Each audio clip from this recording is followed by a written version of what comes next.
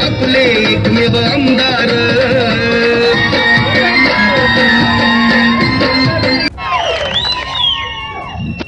बळीराजा शेतकरी संघटनेचे ज्ञानेश्वर भाऊ माऊली जवळगेकर यांनी आपल्याला जाहीर पाठिंबा दिला आहे, त्याबद्दल त्यांचे देखील आभार।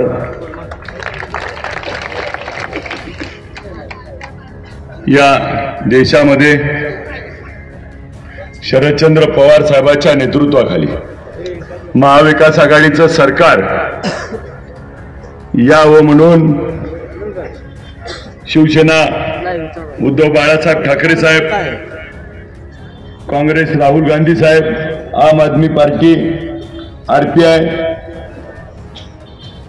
गवई गट, संभाजी ब्रिगेड व मित्र पक्षातील सर्व घटक पक्ष या राज्यामध्ये परिवर्तनाची नांदी करून पुन्हा एकदा या महाराष्ट्रामध्ये शेतकऱ्याचं, दीनदलिताचं, सामान्यांचं, कष्टकऱ्याचं, बहुजन समाजाचं, स्वराज्याचं संकल्पित राज्य यावं म्हणून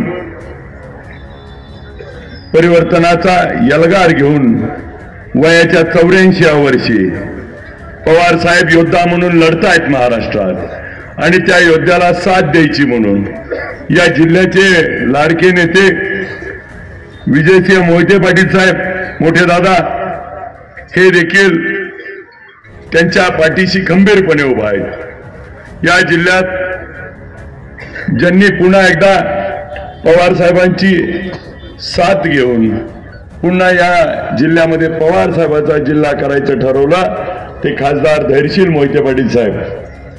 सर्व महायुतीचे, महाविकास आघाडीचे सर्व नेते या राज्यामध्ये पवार साहेबांच्या नेतृत्वाखाली महाविकास आघाडीचं सरकार आल्यानंतर पवार साहेबांनी पंचसूत्री जाहीर केली। या पंचसूत्रीमध्ये ज्या माझ्या बहिणींना 1500 रुपये मिळत होते त्यांना आता पुढच्या काळामध्ये आपलं महाविकास आघाडी सरकार आल्यावर 3000 रुपये देण्याची भूमिका पवार साहेबांनी घेतली। ही निवडणूक कशासाठी असती, गेल्या 5 वर्षात काय काम केलं आणि पुढच्या 5 वर्षात काय काम करणार ह्याचा अजेंडा, केलेल्या कामाचा लेखाजोखा मांडण्याची निवडणूक आहे।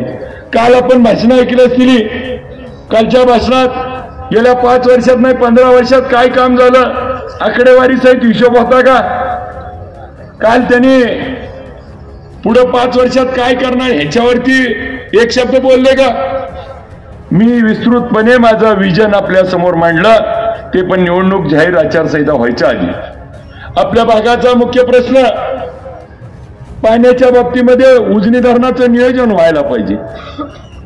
123 TMCचं धरण आहे, मे महिन्यात मात्र मायनसमध्ये जातं, त्याचं नियोजन होऊन सगळ्या नदीकाठच्या शेतकऱ्याला त्या ठिकाणी मोठे बॅरिकेड करून 20 ते 22 TMC पाणी त्या ठिकाणी अतिरिक्त साठवावं लागेल। सीना नदीत देखील 4 ते 5 TMC पाणी साठेल आणि अतिरिक्त पाणी होऊन शेवटच्या शेतकऱ्याला जे आज त्रास होतोय शेवटच्या पाळीला, तो त्रास थांबवण्यासाठी वाहून जाणारं पाणी आता आपल्याला थांबवावं लागणार आहे।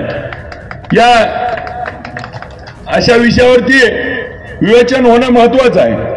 केळी संशोधन केंद्र आपल्या भागात झालं पाहिजे, निर्यात करण्यासाठी ड्रायपोर्ट झालं पाहिजे। जुजबी स्वतःची कंपनी किंवा पुतण्याची कंपनी नाही तर सरकारच्या वतीनं ती मोठ्या प्रमाणात त्या ठिकाणी योजना झाली पाहिजे। मला अधिकीचं बोलत असताना मग माडा मतदारसंघामध्ये छत्रपती शिवाजी महाराजांचा अश्वारूढ पुतळा नाही हे देखील मी बोलल्यानंतर त्यांनी सांगितलं की तुम्ही कागदपत्र आणा, आम्ही निधी देऊ। मग लोकप्रतिनिधीचं काम काय हो? माझी विनंती आहे की त्या ठिकाणी छत्रपती शिवाजी महाराज हे श्रद्धास्थान आहे।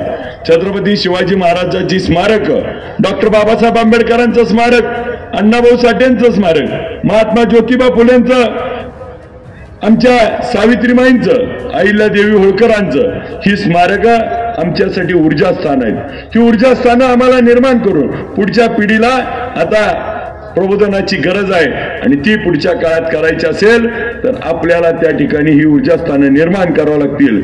मी या निमित्तानं आपल्याला करकम असेल टेंभुर्णी असेल, मोडलीम असेल, माडा असेल आणि आपल्या भोश्यात देखील छत्रपती शिवाजी महाराजांचं स्मारक करण्याच्या बाबतीत पुढच्या काळामध्ये आम्ही प्रयत्न करून दाखवूया. त्या ठिकाणी टीका टिप्पणीपेक्षा समोरच्या उमेदवारांनी काय सांगितलं, विठ्ठल कारखान्यावर एवढं कर्ज आहे, 800 कोटी झालं, 500 कोटी झालं. अहो तो विषयच नाही निवडणुकीचा. तुम्हाला काय फेडायला यायचंय का? बरं, ज्याच्या समोर बसून बोलताय त्यांनीच केलंय आणि मला सांगताय. मला ओळख कळत नाही. काही जण लोक सांगतात कारखान्याला आम्ही भाव जास्त दिला म्हणले, मग 2500 जाहीर केला कशासाठी? 2500 जाहीर केला ज्यावेळेस विठ्ठल कारखान्यानं दराची स्पर्धा लावली त्यावेळेसच दर दिला का नाही? नाहीतर देत होती का? मागच्या काळात का दिला नाही? आणि मला सांगते विठ्ठल कारखान्याला 43 कोटी तोटा आहे आणि बँकेला हप्ता भरला नाही. अहो पण मला एक म्हणायचंय साहेब, ही निवडणूक ही विठ्ठल कारखान्याची नाही हो. विठ्ठल कारखाने निवडणुकीत तुम्ही विरोधच केलाय. अजून एकदा या, अडचण ती नाही. आमची उमेदवाराला म्हणणं आहे की तुम्ही माढा मतदारसंघात काय करणार हे सांगा. आज इथून शेवट्याला जायला रस्ता कसा हो? पियाला काय परिस्थिती आहे? नांदुऱ्याला रस्ता केला का 15 वर्षात? आज कोणचं गाव सांगा बरं रस्ता केलाय? आणि मग एक ठिकाणी व्हळ्याला सांगितलं 450 कोटीचा निधी आणलाय. मी म्हणलो सोन्याचा रस्ता बिस्ता केलाय काही? उकरून बघायला लागलं. 450 कोटी व्हळ्यात आलाय गाव. जाधववाडीला रस्ता नाही, बारडीला तीच अवस्था आहे, खरातवाडीची तीच अवस्था आहे. रस्ता म्हणून कुठला केलाय हो? 15 वर्षामध्ये आज कोणत्याही बाबतीत त्या ठिकाणी योग्य पद्धतीनं आपल्याला न्याय मिळाला नाही. दुसऱ्या बाबतीत मला खेदानं वाटतं की समोरची लोक प्रचार वेगळ्या दिशेनं नेत आहेत. माझी सर्वांना विनंती आहे, ही निवडणूक माझी बबनदादा शिंदे साहेबांविरुद्ध नाही. ते आदरणीय आहेत, त्यांच्यावर एक शब्द बोलत नाही, बोलणार नाही. माझी निवडणूक ही समाधान काळे साहेबांच्या विरोधात नाही. माझी निवडणूक गणेशदादा पाटील साहेबांच्या विरोधात नाही. माझी निवडणूक रणजित सिंह शिंदेच्या विरोधात आहे. जरी अडचण झाली, ज्या पद्धतीने आता दादांनी सांगितलं, त्या धर्तीवरती मी देखील आपल्याला हेच विनंती करतो की एका बाजूला राज्यामध्ये शिवसेना पक्ष फोडला, तो आपल्याला सगळ्याला माहिती आहे खोक्यावरती, आणि पवार साहेबाचा देखील पक्ष फोडला. उद्याच्या काळामध्ये आपल्याला आमच्या काही नेते मंडळींनी, आमच्या मित्रांनी शपथ दिली. मी या निमित्तानं आपल्याला देखील विचारतो की 2004ला बापूंच्या प्रचाराला बॅटरी मी देखील धरली होती, तेव्हा रणजित भैया आलेला नव्हता. रणजित भैया बॅटरी धरायला आलेला नव्हता. हा अभिजित पाटील छोटं का असना, एक मत का असना दिलं होतं. आता खऱ्या अर्थानं बापूंची शपथ तुम्हाला आहे. जर आपल्या तालुक्याचा स्वाभिमान तुमच्यात असेल तर त्या ठिकाणी आपण देखील हा निर्णय उद्याच्या निवडणुकीत 20 तारखेला घ्याल. त्याचबरोबर आमच्या दुसऱ्या मित्रांनी वसंतदादांची शपथ दिली. मला त्या निमित्ताने हेच सांगायचंय की दादा आपली शपथ देत असताना 2014ला कल्याणराव काळे साहेबांचा प्रचार देखील ह्याच अभिजित पाटलानं केला होता, आणि ह्यांच्याच विरोधात तुमच्यासाठी आम्ही प्रचार केला होता. आता तुम्ही दादांची त्यांच्यासाठी शपथ देताय, ह्याच्यापेक्षा मग वाईट आणि काय असेल हो? आपण या ठिकाणी सगळ्यांनी विचार करा. आताच्या काळामध्ये या राजकारणाचा स्तर आता आपल्याला उंच व्हायचा आहे, आणि आता आपल्याला पुढच्या काळामध्ये पुढच्या पिढीचा विचार करून ज्या म्हणून गोष्टी, मी आता अधिकीचा वेळ घेत नाही. माझ्या सर्व सहकार्यांना, मित्रांना विनंती आहे की दादांनी जशी विनंती आपल्याला केली तशी मी आज देखील आपल्याला जाहीरपणे विनंती करतो. जरी माझं काय विठ्ठलच्या निवडणुकीत, चंद्रभागेच्या निवडणुकीत तुमच्यावरती टीका टिप्पणी केली असेल तरी जाहीररित्या आज मी आपली माफी मागतो. माझ्या पाठीशी आपण उभा राहून एका दोस्ताला मदत करा, विठ्ठल परिवाराच्या नेत्याला, विठ्ठल कारखान्याच्या चेअरमनला आमदार करा. ज्या पद्धतीनं शिवाजी सावंत सर एका बाजूला हितच गरळ वखत आहेत आणि त्यांनी सांगतात की आम्हाला बाहेरचं आल्याला चालणार नाही, आणि मग आपला स्वाभिमान कुठं चाललाय हा देखील तुम्ही विचार करण्याची गोष्ट आहे. एका बाजूला मी आता अधिकीचा वेळ घेणार नाही, रोहितदादा मोडलीमला येणार आहेत. काही दिवसापूर्वी, एक 4-2 दिवसापूर्वी काही गोष्ट घडली. त्या ठिकाणी वकील साहेब उमेदवार थोडे दिवस लांब राहिला आणि माझी आणि दादांची इलेक्शन लावायचा बहु प्रयत्न केला, परंतु उमेदवार दादा नाहीत. आम्ही त्या ठिकाणी बगल दिली आणि त्या ठिकाणी बापू योग्य पद्धतीनं, दादा आदरणीय आहेत, दादांबद्दल ज्या दिवशी दादा निवडणुकीचा अर्ज भरायला समोर आले होते त्या दिवशी त्या ठिकाणी मी त्यांचं दर्शन घेऊन आशीर्वाद देखील मागितला. परंतु आजची परिस्थिती अशी आहे. मी दादांना देखील विनंती करतो, दादा आपण आदरणीय आहात, वडिलांप्रमाणे आहात. तुमचं जसं रणजित भैया मुलगा आहे तसा तुमच्या मुलाप्रमाणे अभिजित देखील धरा आणि दोघाच्या डोक्यावर हात ठेवा. भले त्याच्या डोक्यावर उजवा ठेवा, माझ्यावर डावा तर ठेवा, आणि दोघांना लढ म्हणा. दोघात कोण कसा आहे त्या ठिकाणी होऊन जाऊ द्या. त्या ठिकाणी आपला आशीर्वाद त्या ठिकाणी दोघालाही द्या. आणि ही निवडणूक लोकशाही पद्धतीनं, आपल्याला तुलनात्मक पद्धतीनं ही निवडणूक झाली पाहिजे. ह्या निवडणुकीचं आपल्याला मी जास्त काही बोलत नाही, पण थोडक्यात काही गोष्टी काल पण बोललो, आज देखील आपल्याला सांगतो. विठ्ठल कारखान्याच्या निवडणुकीच्या वेळी त्या ठिकाणी मला आपण सगळ्यांनी मिळून एक संधी दिली, बंद पडलेला साखर कारखाना चालू करायचा. ज्याचं 3 लाख गाळप होतं त्याचं पहिल्या वर्षी 7,26,000 आणि गेल्या वर्षी 11 लाखापर्यंत नेलं. ऊसाचा भाव 2100-2200 वरनं 2500, 2825, 3000, 3500 पर्यंत न्यायची संधी मिळाली. दुसऱ्या बाजूला दादांच्या कृपेनं त्या ठिकाणी त्यांना देखील जिल्हा दूध संघाचं चेअरमन केलं. हा पण सहकारी जिल्हा दूध संघ 38,000 लिटर अध्यक्ष दूध कलेक्शन होतं आणि आज मात्र तो बंद पडला. दुधाचा भाव 35-36 रुपये होता, तो 25-26 रुपयावर आणला. एका बाजूला आम्ही ऊसाचा भाव वाढवला, त्यांनी दुधाचा भाव कमी केला. सहकारी साखर कारखाना आम्ही त्या ठिकाणी चालवतोय, त्यांनी या सहकारी दूध संघाच्या त्या ठिकाणी जमिनी जागा विकल्या आणि कमिशन काढलं. मग कोरोनाचा काळ आठवा. कोरोनाच्या काळामध्ये पंढरपूरला मल्टिप्लेक्स मॉलमध्ये आपल्याला देखील माहिती आहे की त्या ठिकाणी मॉल मोकळा केला आणि 100 बेडचं हॉस्पिटल चालू केलं. आपल्या सगळ्याच्या सेवेला होतो. आमच्या महादेव तळेकर सरांनी भक्तनिवासमध्ये त्या ठिकाणी क्वारंटाईन सेंटर चालू केलं आणि आम्ही त्या ठिकाणी भेट होते. महादेव तळेकर सर लांबनं आम्ही दोघं जण पेशंट पशी जायचो, त्याला औषध उपचार करायचो, भेटायचो, बोलायचो. आम्ही काय डॉक्टर नाही आणि आमची पोरं बी डॉक्टर नाहीत, पण आम्ही म्हणलो नाही असं. आम्ही दोघांनी डॉक्टरच्या सल्ल्यानं फक्त गोळी देताना आधार द्यायचो आणि त्या पेशंटला बरं करण्याचं काम आम्ही त्या काळामध्ये केलं. मला एवढंच सांगायचं, रणजित भैया आपण इथल्या कुठल्या मतदारसंघात 15 वर्ष आमदार आहात, इथल्या कुठल्या माणसाला हॉस्पिटलमध्ये बेड दिला आणि त्याला भेटायला गेला, एक फोटो दाखवा. दोघांनाही संधी समान आहे. दोघांच्याही संधीचा त्या ठिकाणी विचार तुलनात्मक करा. कोरोनाच्या त्यांच्याकडे पण साखर कारखाने, माझ्याकडे पण साखर कारखाना होता.